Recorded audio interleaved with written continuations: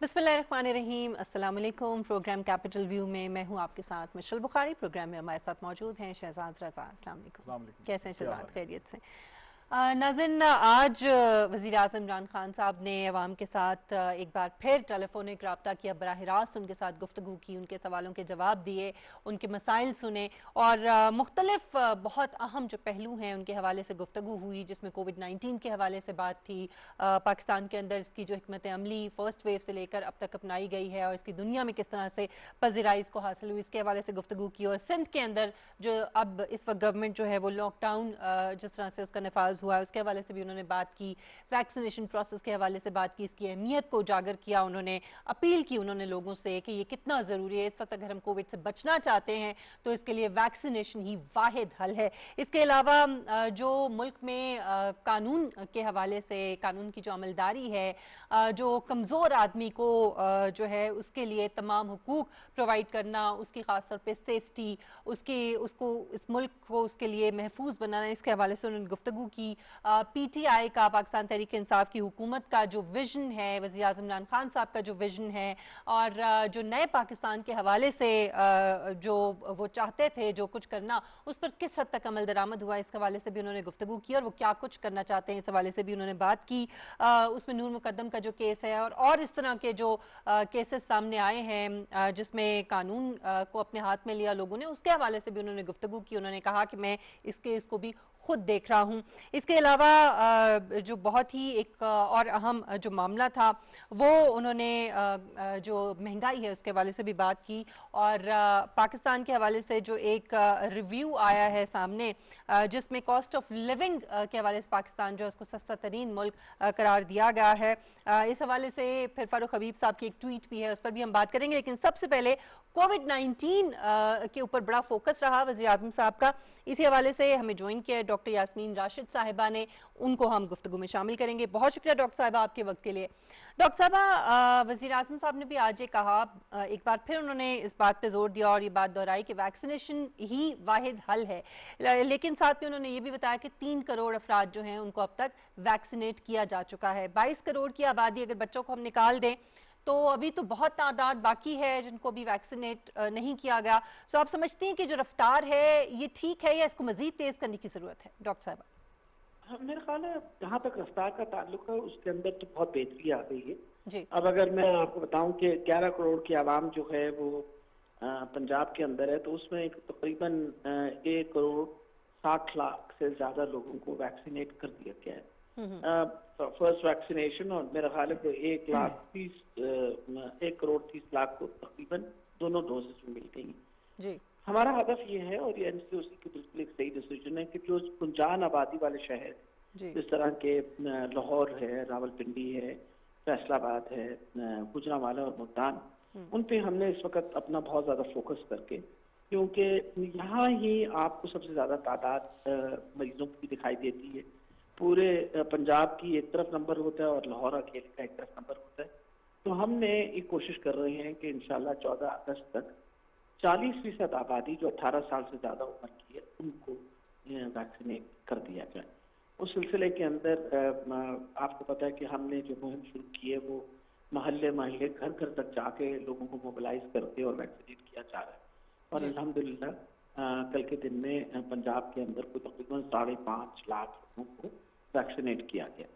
तो ये तादाद पहले से बहुत बेहतर हो गई है और अगर हम इसी तादाद में के साथ चलते रहे तो इंशाल्लाह मुझे बहुत उम्मीद है कि अगले 2-3 माह के अंदर हम एक अच्छे नंबर पे पहुंच जाएंगे। खास तौर पे क्योंकि वो आपकी जो आबादी जो बहुत ज्यादा वल्नरेबल है, जिनकी उम्र जो है वो 40 साल से ज्यादा, 50 साल से ज्यादा है, अगर उस सारी आबादी को हम कवर कर लें तो यकीनन इन्फेक्शन का जहाँ तक सिलसिला वो तो है, लेकिन फर्टिलिटी बहुत कम हो सकती है। यानी कि जितनी आपको पता है इसकी शिद्दत जो है वो ज्यादा उम्र के लोगों में होती है और फर्टिलिटी भी ज्यादा उम्र के लोगों में होती है। तो हम कोशिश पूरी ये कर रहे हैं कि कम से कम 40% लोगों को 14 अगस्त तक लग जाए। अच्छा। और अगर लग जाए तो इससे बहुत फर्क होता है। बिल्कुल। डॉक्टर साहब, वज़ीर आज़म साहब का जो विज़न है और जिसका उन्होंने तफसीलन आज जो आवाम के साथ गुफ्तगू की, उसमें भी किया। बहुत अच्छा इनिशिएटिव जो उन्होंने शुरू किया है वो ये कि उसके साथ जो सेहत आमा है वो एक बड़ा अहम जुज़ है उनके विजन का, पाकिस्तान तहरीक इंसाफ के मंशूर का।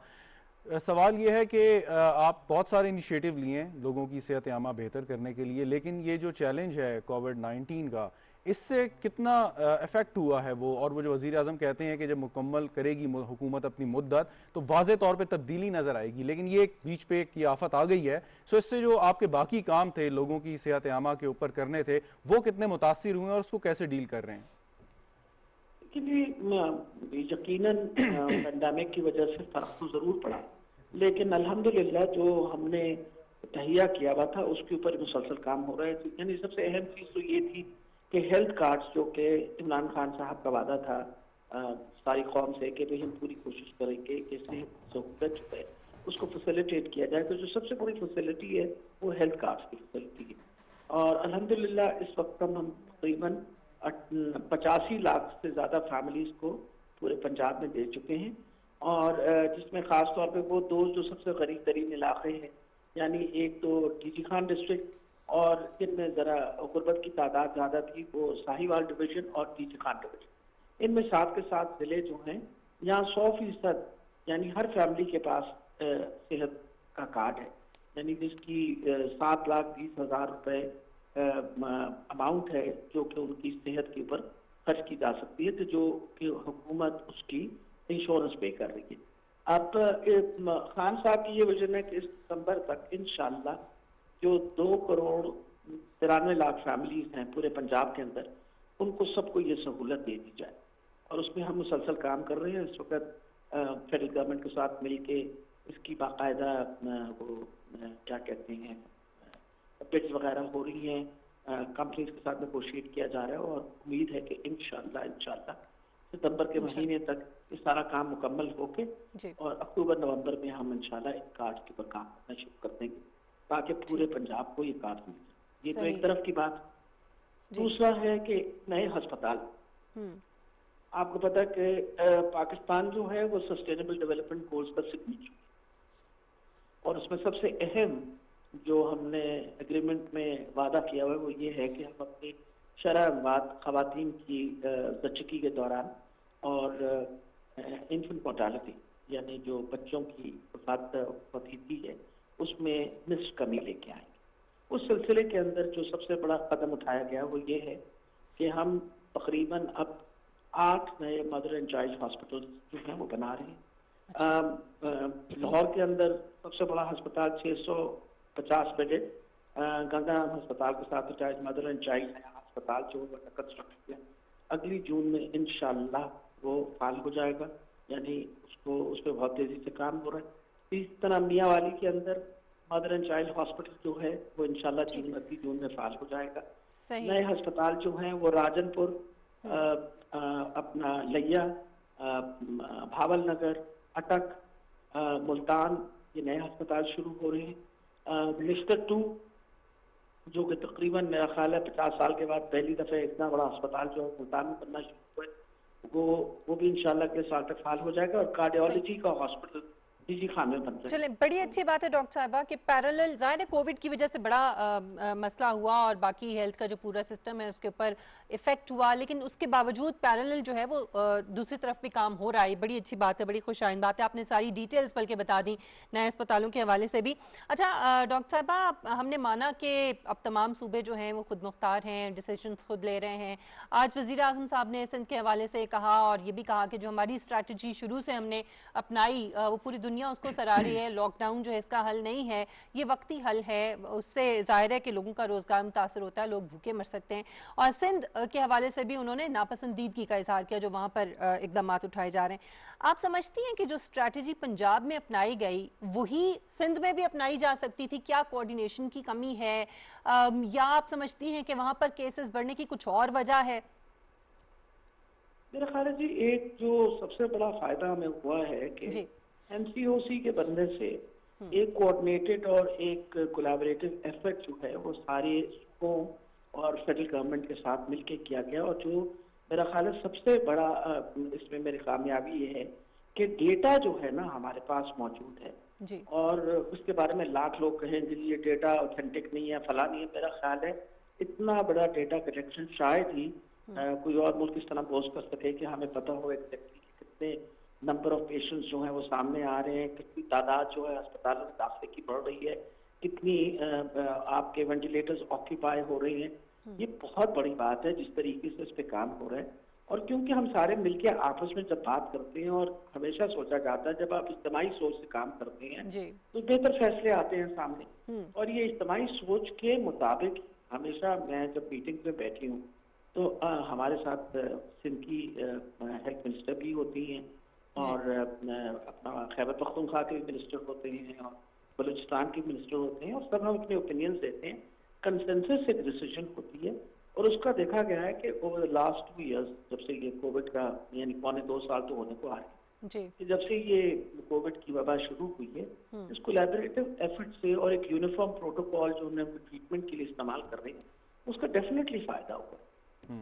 तो अच्छा जी डॉक्टर साहबा, ये अब सूबों ने मुख्तलिफ उनकी अप्रोचेज़ हैं, ये जो अब एक नई जो लहर चल रही है और बड़ा ख़तरनाक ये वेरिएंट है, सिंध में ज़रा बहुत ज़्यादा बल्कि स्ट्रिक्टनेस है, उस पर कुछ एतराज़ात भी वफाकी हुकूमत ने उठाए। पंजाब ने क्या रिकमेंडेशन दी है, किस तरीके से आप आगे आने वाले दिनों में, ख़ास तौर पे जो सर्दी का मौसम है, जब ये कहा जा रहा है कि वायरस ज़्यादा एक्टिव होता है, ज़्यादा तेज़ी से फैल सकता है, सो पंजाब हुकूमत ने क्या तजावीज़ या किस तरह की जो आपकी स्ट्रैटेजी है वो क्या है और कैसे इम्प्लीमेंट करने जा रहे हैं? मेरे ख्याल जहाँ तक मौसम का तो शायद कोई ताल्लुक ही नहीं रहा। वजह यह है कि अगर हम वेव्स को देखेंगे, जिस तरह से वेव्स आई थी, उनका सर्दी गर्मी में कोई फर्क नहीं पड़ा। आपको देखा जून के अंदर ज्यादा हो गया, फिर दिसंबर के अंदर ज्यादा हो गया, नवंबर दिसंबर के अंदर, so there is no weather variation. However ये क्योंकि म्यूटेटिंग वायरस है, तो जो नई म्यूटेशन आती है वो पहले से ज्यादा तंग करने और परेशान करने वाली म्यूटेशन होती है। अब ये जो डेल्टा वेरिएंट है या जो इंडियन वेरिएंट है, इसने सिर्फ हमारे मुल्क को नहीं, सारी दुनिया को परेशान कर रखा है। इस वक्त भी जहाँ जहाँ ये चौथी वेव आ रही है, डेल्टा वेरिएंट ही सबसे प्रोमिनेंट वायरल म्यूटेशन। जहाँ तक पंजाब का ताल्लुक है, यहाँ भी जो हमने पिछले दिनों में रैंडम केसेस को पिकअप किया है और उनको टेस्ट किया है, जीन सीक्वेंसिंग किए, उसके अंदर सबसे इम्पोर्टेंट ये चीज़ है कि it is basically the delta variation which is there. और उसकी जो खासियत है वो ये है कि एक तो फैलता बहुत तेजी से है और उसकी शिद्दत डेफिनेटली ज़्यादा है, तो इसलिए अब बहुत ज़्यादा एहतियात करने की ज़रूरत पड़ती है। अब लाहौर के अंदर भी आज कुछ इलाके जो हैं वो बंद कर दिए गए, जिनको हम स्मार्ट लॉकडाउन करते हैं कि फॉर एग्जाम्पल मोहल्ले बंद कर दिए जाएँ, गलियाँ बंद कर दी जाएँ। लेकिन ओवरऑल बहुत हद तक मैं खुद शुरू में इस बात की सपोर्टिव थी कि हम एक लॉकडाउन करके और अपने हालात बेहतर कर लें, ये जो हमारे इंफ्रास्ट्रक्चर के, और बड़ी मेहनत करके इस वक्त सारे सूबों ने अपना इंफ्रास्ट्रक्चर बहुत बेहतर कर रखा है। अब तो मेरा ख्याल है बहुत अहम है कि हम स्मार्ट लॉकडाउन करें और उस तरह के लॉकडाउन करें जिसकी वजह से इकोनॉमिक एक्टिविटी जो है वो बहुत ज़्यादा सफर ना करे। ठीक। अच्छा डॉक्टर साहबा, आज वज़ीर आज़म साहब ने ये भी कहा कि सिवाय पाकिस्तान के रमज़ानुल मुबारक में पूरी दुनिया में जो मसाजिद हैं वो उनको बंद करनी पड़ी। पाकिस्तान में उलमाए कराम ने बड़ा ताउन किया और स्ट्रैटेजी हुकूमत की ऐसी रही। अब मुहर्रमुल हराम जो है वो शुरू होने जा रहा है, ज़ाहिर मजालिस होती हैं, गैदरिंग्स होती हैं, जुलूस निकलते हैं। आप समझती हैं कि उलमाए कराम को ऑन बोर्ड लिया गया है, इस वक्त उनसे बातचीत की गई है कि इस मरतबा भी उनका ताउन जो है वो हासिल रहे और खुदा न खास्ता सूरत हाल ना बिगड़े ज़्यादा? इंशाल्लाह जी, मेरा ख्याल है ये मुसलसल तामुन तो हो रहा है जी, और बहुत हद तक काम संभला रहा है। और पिछले दिनों आपको पता है कि हमने मज़ार जो हैं बहुत हद तक जब बंद किए थे कुछ अरसे के लिए, तो मुकम्मल तौर पे हर बंदे ने ताउन किया था हमारे साथ, और फिर आहिस्ता आहिस्ता जिस तरह खोले गए उनको बताया गया कि भैया आपने फॉलो करना है। तो इंशाल्लाह जिस तरह पिछले साल भी बहुत हद तक मुहर्रम हराम के अंदर सब लोगों ने ताउन किया था, उम्मीद है कि इंशाल्लाह इस मरतबा भी मजालिस वगैरह जो है उनके अंदर बाकायदा प्रैक्टिस किए जाएंगे, तो इससे जुलूस जो है वो भी मेरा ख्याल है जिस तरीके से कम अटेंडेंस के साथ वो सारे भी उसी तरह करने की कोशिश कर रहे हैं। और मेरा ख्याल है हमें बतौर कौम भी इस बात के ऊपर ध्यान देना चाहिए कि ये तो हर बंदे के लिए तकलीफ है, क्योंकि मेरा ख्याल है अब तो शायद ही कोई ऐसा घर बचा है पाकिस्तान के अंदर जिस घर के अंदर कोई ना कोई फर्द जो है वो अफेक्ट ना हुआ हो या इन्फेक्ट ना हुआ हो। और आपको पता है, अल्लाह माफ रखे, हम यानी अच्छे, अब हम वैसे तो बाकी मुल्कों के मुकाबले में अल्हम्दुलिल्लाह हमारी फर्टिलिटी रेट अभी भी बहुत बेहतर है, बेहतर तो नहीं कहा, लेकिन ये कि फिर भी ये कि कम है। और लेकिन ये कि लोगों के घरों में लोग इंतकाल किए कोविड की वजह से, तो हमें बतौर कौम एहसास करना चाहिए कि कुछ जिम्मेवारी हम पे भी पड़ती है और हमें भी ध्यान रखना चाहिए इन चीज़ों का, क्योंकि अगर मेरी ज़ात से किसी और को तकलीफ पहुंचेगी तो फिर एंड ऑफ द डे मैं ही जिम्मेवार हूँ ना इस बात की। तो अगर हम सिर्फ मास्क पहन लें और एसओपीज को फॉलो करें, बिल्कुल ठीक, एसओपीज को फॉलो करें तो हम बहुत हद तक इस वबा पे काबू कर। बिल्कुल ठीक कह रही हैं आप डॉक्टर साहिबा, बहुत शुक्रिया आपके वक्त के लिए, आपको हमने ज़हमत दी और बड़ी तफसील से आपने तमाम सवालों के जवाब दिए। बड़ा ज़रूरी है, मज़हब इस्लाम ख़ास तौर पे इंसानियत का मज़हब है और इसमें ज़ाहिर है कि सबसे पहले इंसानियत की भलाई जो है वो इम्पॉर्टेंट है शहजाद। और मेरे ख्याल में कोई भी मौका हो, रमज़ानुल मुबारक हो, ईदें हों, मुहर्रमुल हराम है, ज़ाहिर है लोग इकट्ठे होते हैं, मजालिस हैं, जुलूस होते हैं, लेकिन उसमें एसओपीज़ को अगर फॉलो करें, मास्क का इस्तेमाल करें, सोशल डिस्टेंसिंग का ख्याल करें, तो मेरा नहीं ख्याल के सूरत हाल जो है वो ख़राब होगी। जी, ये बड़ी अहम बात है। और क्योंकि मुहर्रम हराम के महीने में खासी गहमी होगी और उसमें ज़रूरी है कि सारे लोग कोऑपरेट करें, उलमा इकराम के साथ साथ लोग भी कोऑपरेट करें। जैसे वज़ीर आज़म साहब ने आज कहा कि मसाजिद बंद नहीं करनी पड़ी।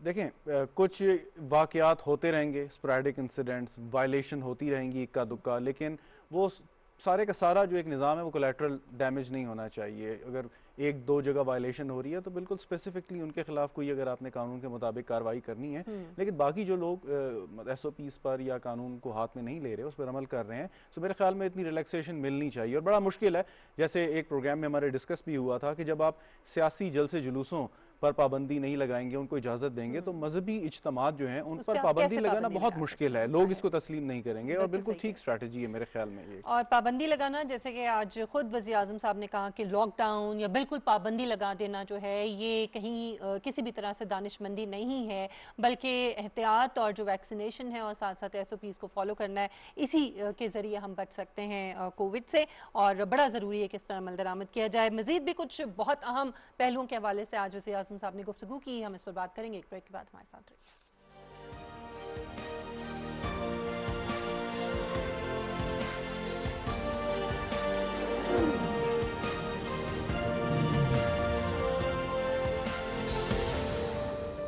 बैंक या सरकारी इदारा आपके account details, pin code, OTP या डेबिट क्रेडिट कार्ड नंबर जैसी एहसास डिटेल कभी नहीं पूछता।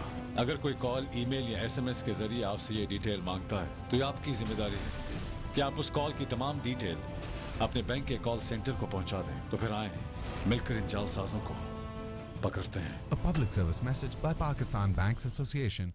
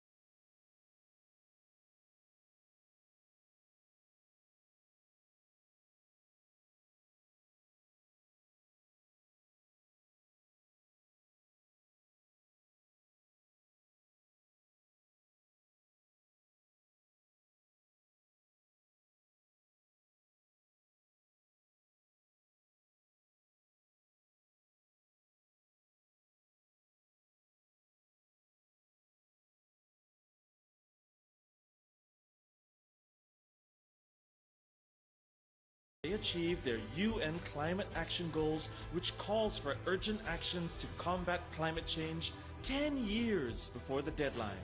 It's not America, the UK, or Australia. It's Pakistan!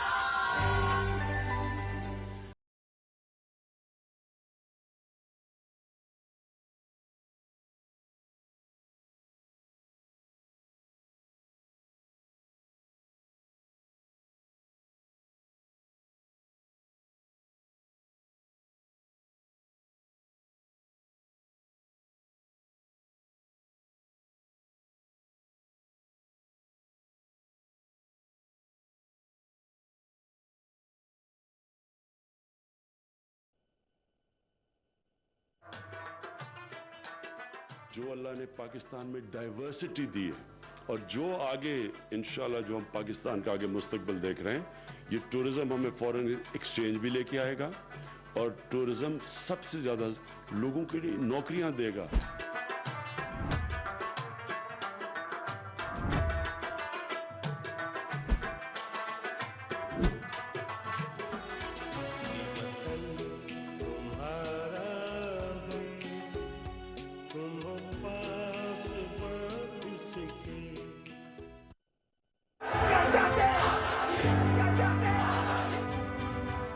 अगर कश्मीर की प्रजा कहें और सबको आज़ादी से पूछना चाहिए, उस पर आक्रमण नहीं हो सकता है, उसके देहातों को नहीं जला सकते हैं, उसको मजबूर नहीं कर सकते हैं।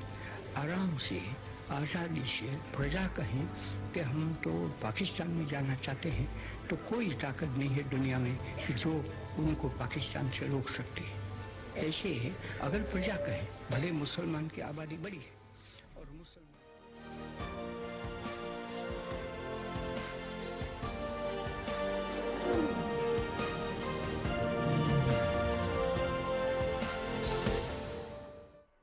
Welcome back. नाज़रीन, आज वज़ीर-ए-आज़म इमरान खान साहब ने जो अवामी राब्ता टेलीफोनिक जो किया, बराह रास्त उनसे गुफ्तगू की, उसमें ख़ास तौर पे नए पाकिस्तान के जो रहनुमा असूल हैं उनके मुताबिक जो उनका विज़न है, जो रियासत मदीना का एक तसव्वुर जो उन्होंने दिया है, और ख़ास तौर पे एक ऐसी रियासत जहाँ पर कानून की बालादस्ती हो, जहाँ पर गरीब और अमीर में फ़र्क ना हो, जहाँ पर कोई भूखा ना सोए, जहाँ पर जो कमज़ोर है उसके साथ ज़्यादती ना हो, जुल्म ना हो, ये वो तमाम चीज़ें हैं। सेहत के हवाले से जो उनका विजन है, तालीम के हवाले से जो है, ये सारी की सारी चीज़ें जो हैं इस पर भी उन्होंने बात की, और ख़ास तौर पे जो उनका जोर था वो ताकत की बजाय कानून की हुक्मरानी के ऊपर था। और उन्होंने कहा कि ये तहरीक इंसाफ की अवलीन तरजीह है और इस पर हम काम कर रहे हैं। इसमें तहरीक इंसाफ की जो हुकूमत है, इसको 3 साल मुकम्मल होने वाले हैं, कहाँ तक जो है कामयाबी हुई है इस हुकूमत को, कहाँ तक वज़ीर आज़म साहब जो है अपने विजन के मुताबिक मामलात जो हैं उनको लेकर चल रहे हैं, और इसमें क्या क्या रुकावटें दरपेश हैं,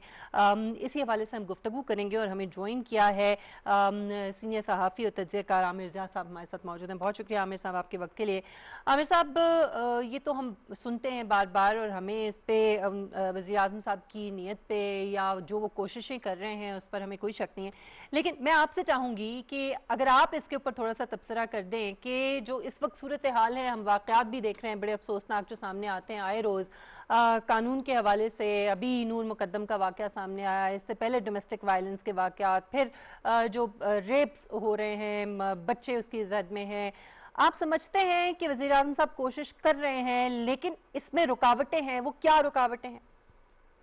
ये पहली बात तो ये कि मुझे याद नहीं पड़ता है कि किसी और वज़ीर आज़म का हमारी जो हालिया तारीख है उसमें किसी ने भी इस तरह से अवाम के साथ इबलाग किया हो कि बराह रास्त उनके सवालों के जवाब दिए हो, अपने आपको पेश किया हो, और जो मुश्किलात हैं या जो के ख्वाब हैं उसको इस तरह से शेयर किया हो अवाम के सामने। तो मेरे ख्याल में ये इमरान खान साहब ने नई रिवायत डाली है जिसका जारी रहना बहुत जरूरी है। वो खुली कचहरियां वगैरह तो होती थी आमिर साहब पहले भी, वो खुली कचहरियां, लेकिन आज इलेक्ट्रॉनिक मीडिया के कहते हैं ना इनकलाब की वजह से वो चीज घर घर आ गई है। पहले हुआ करता था ज़ुल्फ़िकार अली भुट्टो साहब जो थे वो कभी जाके किसी गाँव में, किसी कस्बे में, शहर में वो खुली कचहरी करते थे, लेकिन उसका इतना ज्यादा इम्पैक्ट नहीं होता था। लेकिन आज इस तरह से कॉल रिसीव करें, जाहिर है कि आज एक जदीद दुनिया है जिसमें ब्लॉग का एक बहुत ही जबरदस्त एडवांटेज हासिल है, तो उसको मैं समझता हूँ कि बतौर वज़ीर आज़म और तहरीक इंसाफ ने माजी में भी ये किया कि उसको सही तरह से इस्तेमाल कर रहे हैं। और बाज़ औक़ात हमारे, क्योंकि अब जाहिर है कि लोग पहले के मुकाबले में ज्यादा बढ़ चढ़कर खुलकर बात करते हैं, तो अपने आप को उस तरह पेश करना जो है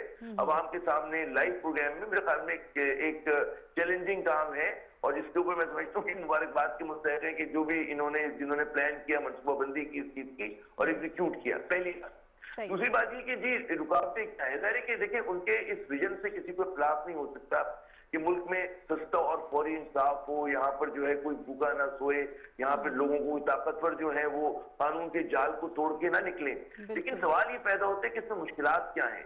इमरान खान साहब के जो पहले 3 बरस से मैं समझता हूँ कि उस वक्त जो इनको मईशत इस तरह से विरसे में मिली थी कि इतनी दिगरगू सूरत हाल थी, तो जाहिर है कि एक हुकूमत की एक कैपेसिटी होती है चीजों को, यानी कि आप अपनी तरजीहात का तयन करते हैं।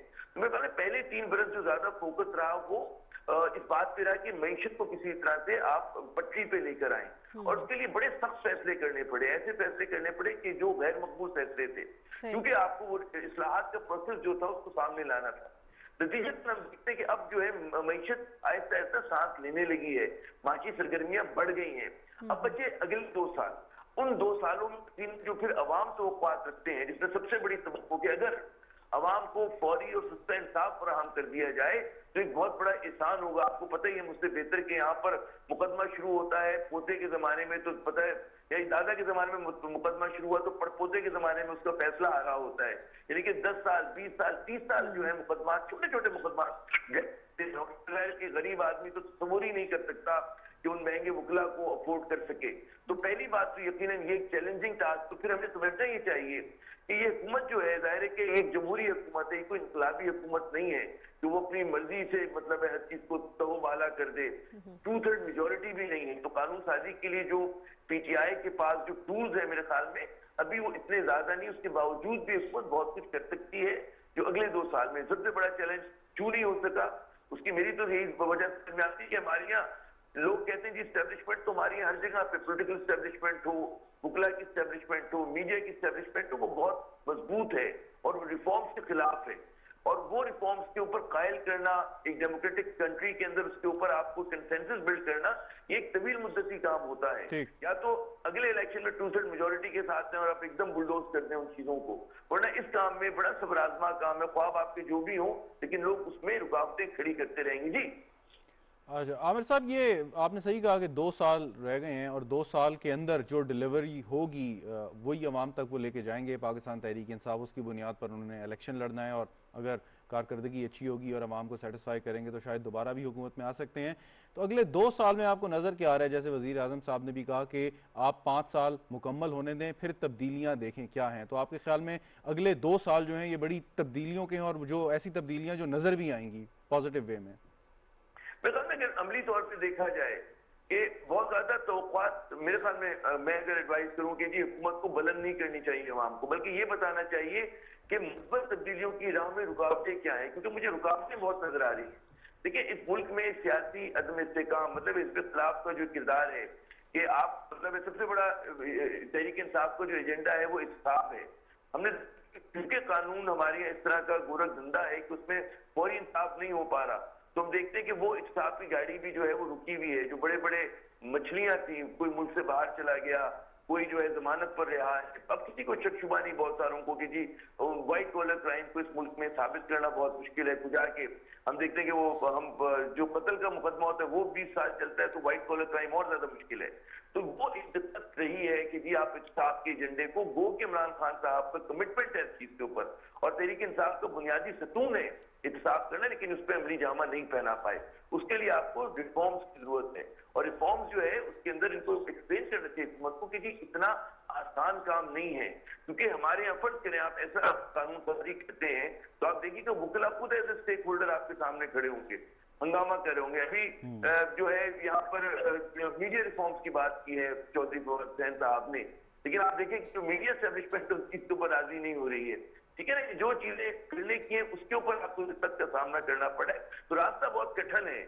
लेकिन अगर सिम दुरुस्त हो और उस पर कमिटमेंट हो, मतलब है, और लोगों को कायल कर सके और लोगों को मिला सके, ब्रॉड बेस कर सके, तो किया जा सकता है। लेकिन मेरे ख्याल में अगर बहुत ज्यादा आप बुलंद तवक्कुआत कर देंगे और उन 2 सालों में पूरा ना कर सके तो वो मेरे ख्याल में ज्यादा बैकफायर करने के इम्कान है। लेकिन मईशत के मास के ऊपर अब जो सब फैसले करने से कर लिए, अब मेरे ख्याल में डिलीवर करेंगे, इकोनॉमिक एक्टिविटी तेज होगी, इकोनॉमिक ग्रोथ बढ़ेगी, जो एक मजबूत चीज है। बाकी रिफॉर्म्स किस तरह होते हैं तो उसके ऊपर मेरे ख्याल में हमें देखो और इंतजार करो की पॉलिसी पे अपनानी चाहिए। सही। अच्छा आमिर साहब, ये जो एक प्रोपेगेंडा किया जाता है, एक नैरेटिव जो अपोजिशन का भी है कि मीडिया आज़ाद नहीं है या आज़ादी इजहार राय के हवाले से वो इल्ज़ामात लगाते हैं पाकिस्तान तहरीक इंसाफ की हुकूमत के ऊपर, जो हम देख रहे हैं इससे ज़्यादा क्या आज़ादी होगी कि वज़ीर आज़म खुद जो है वो आवाम के सामने आ जाते हैं और उनसे वो डायरेक्ट बराह रास्त रब्ता जो है वो कर रहे हैं, उनसे बात कर रहे हैं, उनके सवाल सुन रहे हैं, उनके मसाइल सुन रहे हैं। आज अभी बकरम साहब ने भी कॉल की है चेक करने के लिए कि कहीं ये मैनेज तो नहीं होता, और ये वाकई कॉल जो है वो उठाई जाती है, बात की जाती है, और उनकी कॉल उन्होंने सुनी। सो ये कितना बड़ा जो है इस प्रोपेगेंडा को, इस नैरेटिव को गलत साबित करने के लिए ये कितना आप समझते हैं कि अच्छा इकदाम है? नहीं, एक तो ये आम कदम है कि वज़ीर आज़म साहब खुद इब्लाग करें, लेकिन मीडिया वो है फ्रीडम, आजादी, संपत की अगर बात करें या इज़हार राय की बात करें, बहुत ब्रॉड एक सब्जेक्ट है, और उसमें से वज़ीर आज़म का सामने आना यकीनन एक मजबूत अमल है। लेकिन मैं उसके बारे में ये कहूंगा, जो आपने बिल्कुल दुरुस्त फरमाया कि हमारे यहाँ बाद मीडिया के ऐसे उसमें मैं कहूंगा कि अनासिर हैं और हिज़्ब इख्तिलाफ है, और फिर इसमें फॉरेन एनजीओज का बहुत बड़ा किरदार है कि वो उन्होंने एक डूम और ग्लूम की फजा की है कि पाकिस्तान में जो है मीडिया का गला घुटता जा रहा है और आपकी तहरीर पे पाबंदी है। लेकिन मेरे ख्याल में इसका दो वो कहते हैं ना कि यार्ड स्टिक्स होते हैं मीडिया फ्रीडम को जांचने की। एक बहुत ही तारीखी कि माजी के मुकाबले में आज सूरत बेहतर है, बदतर है।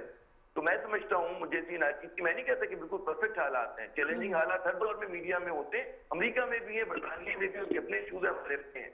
लेकिन माजी के मुकाबले में अगर मैं मुआवजा करूं तो मैं समझता हूं कि हम लोग दो कदम नहीं बल्कि कई कदम हम आगे बढ़े हैं।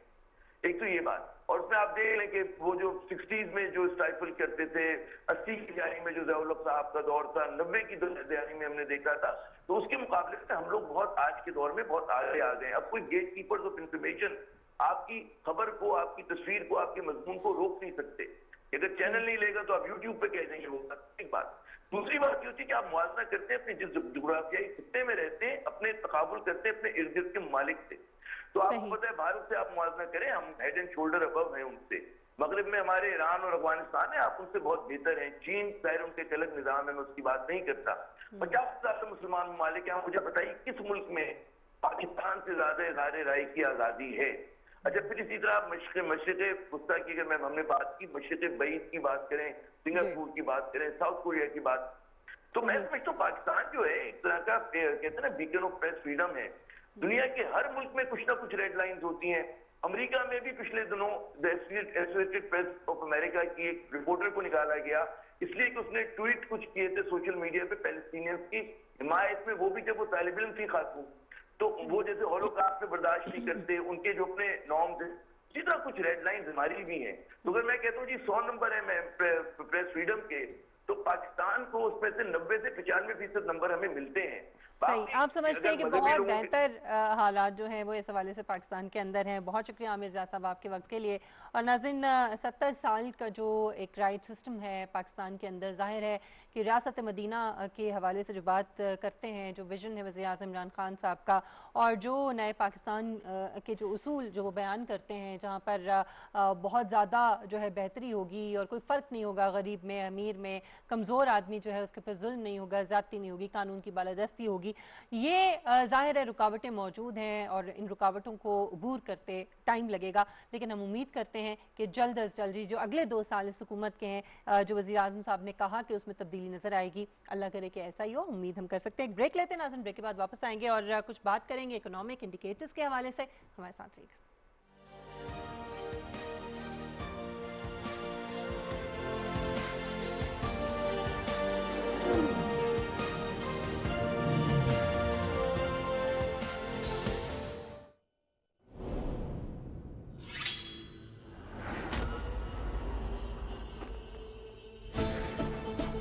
ये खैर और शर और हक व बातिल के दरमियान जंग है सुल्तान। ये जंग तो दुनिया के आगाज से लेकर कयामत तक जारी रहेगी। इस तलवार से मैं तुम्हें इतने जख्म दूंगा कि तुम तड़पोगे। सादतीन कोपैक जैसा गद्दार जब तक रियासत में मौजूद है, हमें एक दूसरे का साथ देना होगा। इस लश्कर से हम काराचाइसार को भी हासिल कर लेंगे। जमीन पे मौजूद आखिरी काय के खात्मे तक मेरा गुस्सा नहीं थमेगा। तुम्हारा गुस्सा तुम्हारे साथ जमीन में दफन होगा।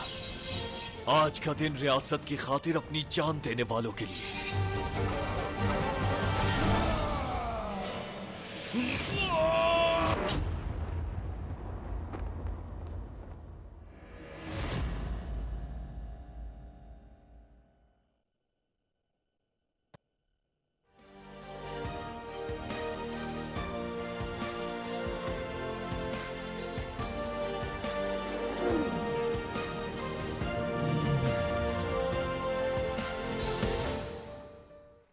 वेलकम बैक नाज़रीन।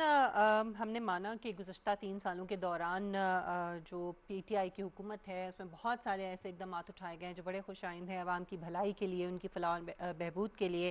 फिर इकनॉमिक इंडिकेटर्स भी ऐसे हैं जो बड़े खुशाइंद हैं और हम देख रहे हैं जैसे कल वज़ीर आज़म साहब ने FPR की भी तारीफ़ की रेवेन्यू कलेक्शन के हवाले से। फिर रोशन डिजिटल पाकिस्तान डिजिटल जो है अकाउंट, उसमें भी जिस तरह से अकाउंट्स जो हैं वो खुल रहे हैं और जिस तरह से रकूम आ रही हैं वो बड़ा खुशाइंद है। लेकिन एक मसला जो इस वक्त आम आदमी का सबसे बड़ा मसला है और मेरे ख्याल में एक सबसे बड़ा चैलेंज है पाकिस्तान तहरीक इंसाफ की हुकूमत के लिए, वो अशियाए खुरनोश, अशियाए ज़रूरिया जिसकी हर शख्स को और हर घर में ज़रूरत होती है, दाल, आटा, चीनी, चावल, ये तमाम चीज़ें, इनकी कीमतें हैं और इनकी कीमतें जो हैं वो इस वक्त हम सब जानते हैं कि ज़्यादा है। सो महंगाई को कम करने में हुकूमत क्या इकदाम जो है वो इस हवाले से कर रही है और आने वाले दिनों में करेगी, इसके ऊपर आवाम की नज़र है और मेरे ख्याल में ये बहुत ज़्यादा मैटर करता है। दुनिया भर के ममालिक में एक नया जो रिव्यू जो इस वक्त सामने आया है कॉस्ट ऑफ लिविंग के हवाले से, उसमें पाकिस्तान को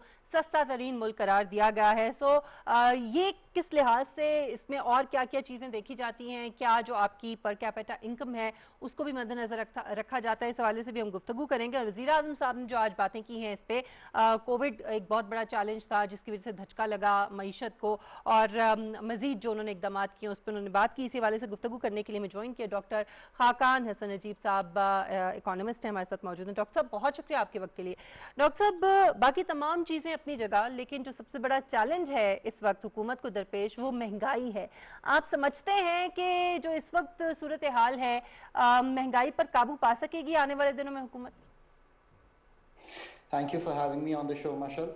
देखें, एक तो ये है कि हमारी जो शरह ग्रोथ है वो बढ़ी है, so we have clock 3.9%, so economy में एक पिकअप है। एक डिमांड साइड पे भी पिकअप है। अगर आप fast moving sales of goods देखें, आप सीमेंट की सेल्स देखें, आप POL का यूज़ देखें, आप इलेक्ट्रिसिटी का यूज़ देखें, जो हमारे सारे हाई फ्रीक्वेंसी इंडिकेटर्स हैं उन्होंने ये शो किया कि इकोनॉमिक पिकअप जो है वो वाज़े है।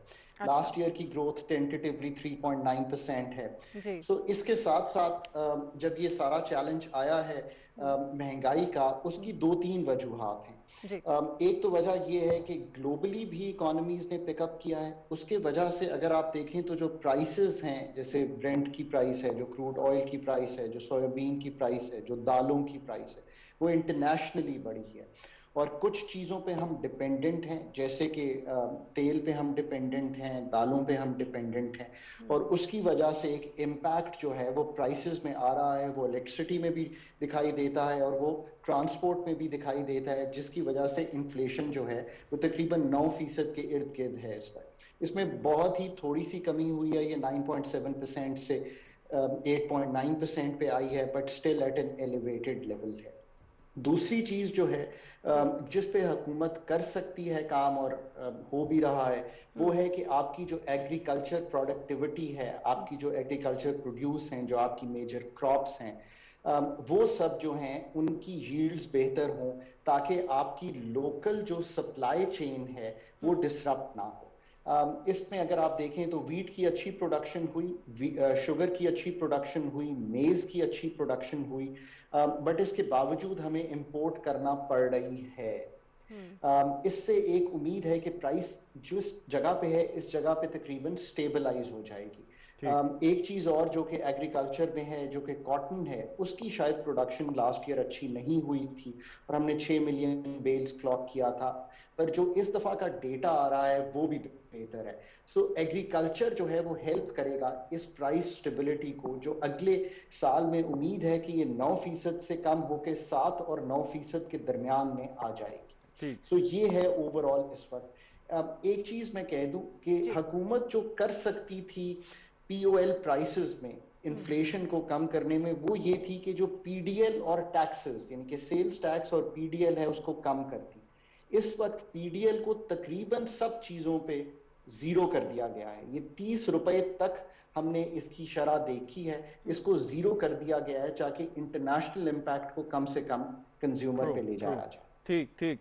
डॉक्टर साहब ये बताएं कि किसी भी मुल्क की मईशत को पहचानने के लिए, जानने के लिए एक पैमाना शायद ये भी है कि उधर तवानाई की कितनी तलब है। और आज जैसे वज़ीर तवानाई हमाद अज़हर उसी सेशन के दौरान उन्होंने बताया कि रिकॉर्ड जो है वो तलब रही है बिजली की 25,000 मेगावाट। जो ट्रांसमिशन हमारी जो पूरा का पूरा निज़ाम है वो शायद उतनी कैपेसिटी उठाने को तैयार नहीं है, लेकिन फिर भी उन्होंने, हुकूमत ने कोशिश की। और वज़ीर आज़म ने चाइना की मिसाल देते हुए कहा कि हमारे जितने 2 बड़े डैम हैं चाइना में 5,000 के करीब डैम्स हैं, और अगले 10 साल में पाकिस्तान जो है वो मज़ीद डैम बनाने जा रहा है ताकि सस्ती बिजली हमें मुयस्सर आ सके। तो इस हवाले से आप क्या कहेंगे कि ये हुकूमत जो इस किस्म के मेगा प्रोजेक्ट शुरू करेगी, एक तो उससे जो आपकी इंडस्ट्री है उसको फ़ायदा होगा यकीनन, जो एक तवानाई की तलब है, बिजली की तलब है उसमें, लेकिन जो एक वो सर्कल चलना है डेवलपमेंट प्रोजेक्ट का, मेगा डेवलपमेंट प्रोजेक्ट का, उससे आप समझते हैं कि कितनी स्टेबिलिटी आ सकती है आपकी लोकल इकोनॉमी में? So energy as an input, both इसकी जो सस्टेनेबिलिटी है और इसकी जो प्राइसिंग है, ये कॉस्ट ऑफ डूइंग बिजनेस को भी डिटर्मिन करती है और ये इस चीज को भी डिटर्मिन करती है कि हम हाई टेक में कितना जा सकते हैं। तो जैसे आपको गाड़ियों की सेल्स अगर बढ़ती हुई दिखाई दे रही है, और अगर आप देखें तो कई तो रिकॉर्ड प्रोडक्शन पे हैं, नई गाड़ियां भी आई हैं, ये MG, Hyundai, ये सब ने एंटर किया है। सो ऑब्वियसली एनर्जी की खपत बढ़ी है। इसके साथ साथ आपकी एक्सपोर्ट्स जो हैं वो आई थिंक गालिबन $25.8 बिलियन, जो कि तकरीबन 14% ज़्यादा हैं। सो ऑब्वियसली इंडस्ट्री ने भी खपत की है। पर इसके साथ साथ समर सीजन है और ऑब्वियसली एयर कंडीशनिंग डोमेस्टिक में भी पूरी यूज़ हो रही है। सो ये 25-26 हज़ार मेगावाट की आपकी खपत आ रही है। इसको कम करने का और इसमें सेल्फ सफिशिएंट होने का लॉन्ग टर्म तरीका ग्रीन एनर्जी है। और पाकिस्तान में कुदरती तौर पे सनलाइट, हवा और डैम्स, ये तीनों चीज़ों में हम वाफिर मिकदार में एनर्जी प्रोड्यूस कर सकते हैं, जिससे हमारा जो एम्फेसिस है फ्रॉम POL इंपोर्टेड एनर्जी, चाहे वो IPPs में हो या हमारे अपने जेनकोस में हो, इससे कम होता चला जाएगा। पर ये याद रखें कि इंटरम में हमें ये करना था जिसमें आपने ये POL के सारे कारखाने देखे, but in the long term, चाहे वो तरबेला 4 की एक्सटेंशन हो, चाहे वो दासू जो कि 23 में आएगा, इसके बाद दायमीर भाषा है, और फिर छोटे छोटे बहुत से हाइडल आपके पास हैं, ये आपकी कॉस्ट ऑफ एनर्जी को ही सिर्फ कम नहीं करेंगे बल्कि एक सेल्फ सफिशिएंसी क्रिएट करेंगे। और पानी का जो कि आपके पॉन्डिंग के डैम्स हैं, जैसे कि दायमीर भाषा है, अगर आप ये बनाएंगे इवेंचुअली, तो जो पानी की किल्लत है मुल्क में वो भी बेहतर हो जाएगी for your agriculture produce. So energy will remain, but इसके साथ साथ हमें कुछ और काम भी करने हैं। देखिए, हमें कंज्यूमर को भी ये बराबर करना है कि उसने एनर्जी की जो कंजम्पशन है ना, वो एफिशिएंट लेवल पे करनी है। मतलब हमारे घर में 5 स्टार एफिशिएंट अप्लायंसेस हमने लाने हैं। इससे आपकी जो एनर्जी की ओवरऑल एफिशिएंसी है वो मुल्क में बेहतर होगी। और साथ साथ जो NTDC है, जो national transmission and distribution company है, उसको हमने इस NTDC के डिस्पैच को उस लेवल तक लेके जाना है ताकि हम तूलो अर्ज में, अभी देखे आपने देखा कि हम गवादर में चाहते हैं कि बिजली जो है वो मेन हमारा जो सोर्स है उससे कनेक्ट हो जाए, अभी वो ग्रिड से कनेक्टेड नहीं है। सो ये तीनों चीजों पे हमें काम करना है। ठीक। अच्छा डॉक्टर साहब, वर्ल्ड पॉपुलेशन रिव्यू की जो कॉस्ट ऑफ लिविंग के हवाले से रिपोर्ट आई है, उसमें पाकिस्तान को सस्ता तरीन मुल्क जो है वो कहा गया है। 18.5 समथिंग जो है वो इंडेक्स है कॉस्ट ऑफ लिविंग का। क्या ये कोई क्राइटेरिया है किसी मुल्क में आम आदमी की बेहतर ज़िंदगी का? और फिर अगर हम देखें तो तरक्की याफ्ता ममालिक में तो फिर जैसे US में 70 पॉइंट समथिंग है, UK में 68 पॉइंट समथिंग है। सो ये क्या तारीफ के काबिल बात है? फ़ारूक हबीब साहब ने ट्वीट भी की हुई है कि जी पाकिस्तान सबसे सस्ता तरीन मुल्क है कॉस्ट ऑफ लिविंग के हवाले से। देखिए, एक तो ये, इसको अगर हम इस तरह देखें कि जो हमारे खत्ते के ममालिक हैं उनमें चीपर हैं, सो अगर हम न्यूयॉर्क, जिसको उन्होंने 100 लेके कंपेयर किया है बाकियों से, न्यूयॉर्क बीइंग द हाईएस्ट, मैंने वो इंडेक्स देखा है। सो अगर हम उसको थोड़ी देर के लिए छोड़ भी दें, तो चूंकि हम खत्ते के ममालिक जिसमें हमारा नेबर्स हैं, इंडिया है, अफगानिस्तान है, उनसे हमें चीपर मुल्क दिखाया गया है, सो दैट्स एक ये खुशाइन बात है। ये 4 चीज़ों पे बेस्ड है। एक ग्रोसरी इंडेक्स है, एक कंज्यूमर प्राइस जो कि इन्फ्लेशनरी इंडेक्स है, एक लोकल परचेजिंग पावर इंडेक्स है और एक रेंट इंडेक्स है। इन 4 चीज़ों पे बेस करके ये कहा। नहीं, लेकिन डॉक्टर साहब इसमें फिर परचेजिंग पावर जो है वो इम्पोर्टेंट नहीं है कि वो किसकी कितनी है, उसकी इनकम कितनी, पर कैपिटा इनकम कितनी है पाकिस्तान के अंदर, क्या ये चीजें भी मेंशन नहीं करनी चाहिए? ये ह्यूमन डेवलपमेंट के इंडेक्स पे सामने होने चाहिए फिर? जी देखें, सो अगेन आपने सही बात की। सो ये एक इंडेक्स है जिसे हमने देखा कि ये, इससे हमें पता चलता है कि हमारी चीपर कॉस्ट ऑफ लिविंग है खित्ते में भी। बट इसके साथ साथ डेवलपमेंट का जो मयार है वो तो ओवरऑल हमने देखना है कि हमारी पावर्टी शरह क्या है, हमारे HDI क्या है। But as on its own जो कि इन्फ्लेशनरी ट्रेंड रहा, रेंट में ट्रेंड रहा, लोकल परचेजिंग पावर में ट्रेंड रहा, ग्रोसरीज इंडेक्स को देख के उन्होंने ये एक इंडेक्स बनाया। तो इसको इस हद तक ज़रूर खुशाइन समझना चाहिए कि आप खित्ते में अभी भी चीपर हैं। But having said that, I think everyone would agree कि जो इन्फ्लेशन की शरह है उसको हमें हर सूरत कम करना है, और स्पेशली जो सप्लाई कंस्ट्रेंट्स हैं वो रिमूव करने हैं ताकि फूड इन्फ्लेशन को कम किया जा सके। बहुत शुक्रिया डॉक्टर खाकान हसन नजीब साहब आपके वक्त के लिए। और चूँकि प्रोग्राम का वक्त ख़त्म हो रहा है, वरना हम इसके ऊपर मज़ीद भी गुफ्तगू करते। बहरहाल सस्ता तरीन कॉस्ट ऑफ लिविंग के हवाले से मुल्क पाकिस्तान है, लेकिन जो आम आदमी की जो इस वक्त हालत है उसको बहुत बेहतर करने की ज़रूरत है। पर कैपिटा इनकम जो है उसको बहुत बढ़ाने की ज़रूरत है, और जो परचेजिंग पावर है उसको बेहतर करने की ज़रूरत है, महंगाई को कम करने की ज़रूरत है। सो ये तमाम चीज़ें, तमाम पहलू जो हैं, तमाम अवामिल जो हैं, इन पर भी नज़र रखना बहुत ज़रूरी है। और हम उम्मीद करते हैं कि हुकूमत इस हवाले से मज़ीद इक़दाम जो है वो करेगी। मिशेल बुखारी और शहजाद रज़ा को इजाज़त दीजिए। इंशाल्लाह आपसे मुलाकात होगी अगले हफ्ते। अपना बहुत ख्याल रखिएगा। अल्लाह हाफ़िज़।